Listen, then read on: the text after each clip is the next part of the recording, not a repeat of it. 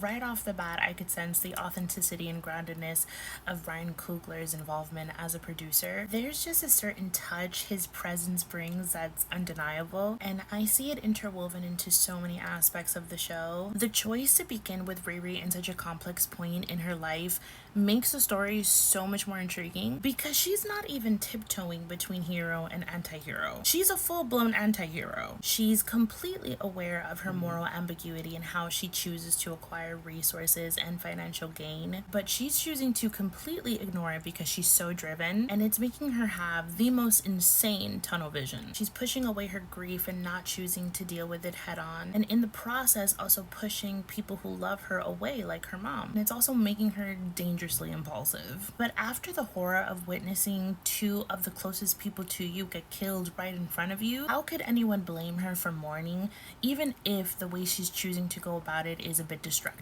Grief is not always reasonable, but to me, those are always the most compelling stories. It also makes her moral arc that much more enticing. But without the choices she's making now, she won't understand why it's so important for her to become a better hero. With her brains, her expertise, her determination, she doesn't realize how without carefully deciding how to use her power, it's just as bad as if that power were in the hands of a villain. I don't think it truly sunk in until that third episode, where she not only implicated herself with murder, even though it's incredibly important to note that it was most definitely in self-defense, but she also implicated Zeke, which, by the way, what an incredible reveal. Him being the son of Obadiah Stane, very cool twist. If you stayed this long, thank you. I wanted to tell you guys that I made a blog, and in my blog I have a written article of this video, so if you want to check that out, go to lunarlilyblog.com.